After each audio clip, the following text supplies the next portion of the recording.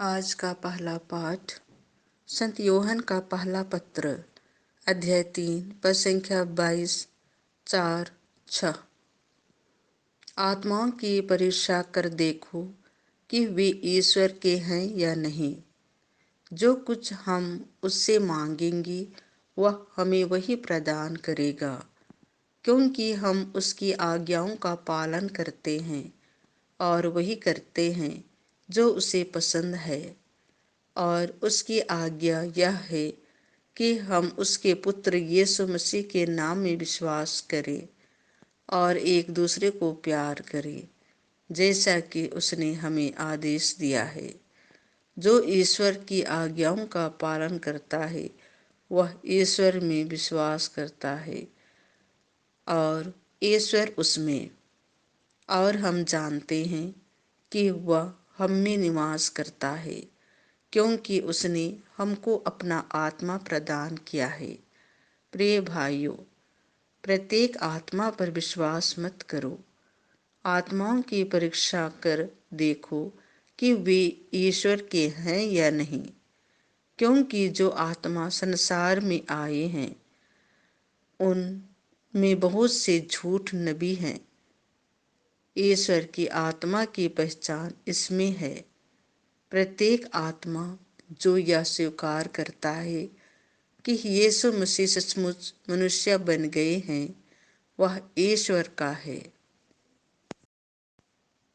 और प्रत्येक आत्मा जो इस प्रकार यीशु को नहीं स्वीकार करता वह ईश्वर का नहीं है और वही मसीह विरोधी है।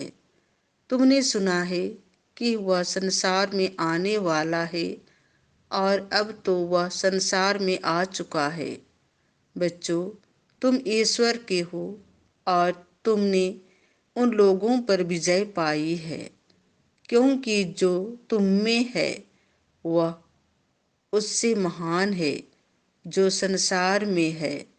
वे संसार के हैं और इसीलिए वे संसार की बात करते हैं और संसार उनकी सुनता है।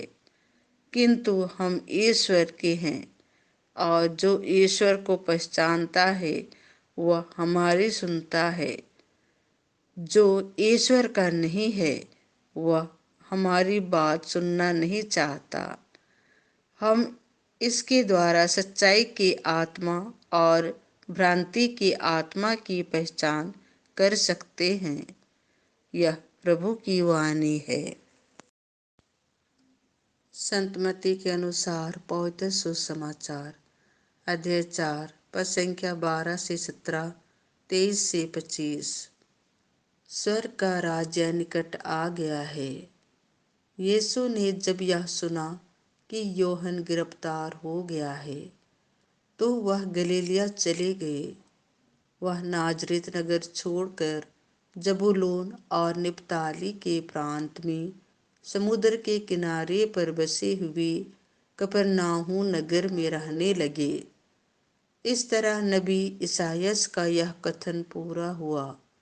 जबूलून प्रांत, निप्ताली प्रांत, समुद्र के पथ पर यरदन के उस पार गैर यहूदियों की गलीलिया, अंधकार में रहने वाले लोगों ने एक महती ज्योति देखी है। मृत्यु के अंधकार में प्रदेश में रहने वालों पर ज्योति का उदय हुआ है।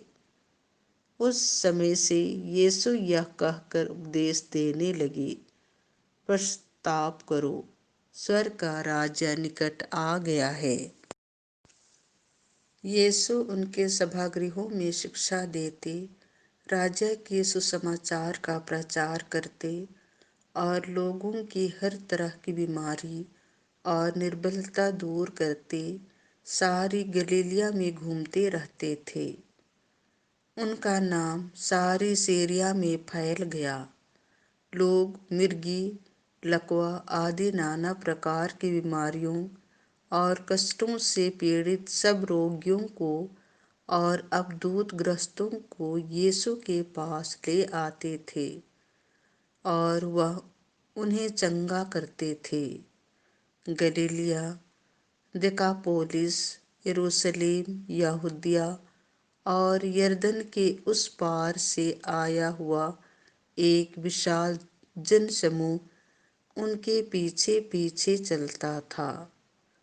यह प्रभु का सुसमाचार है।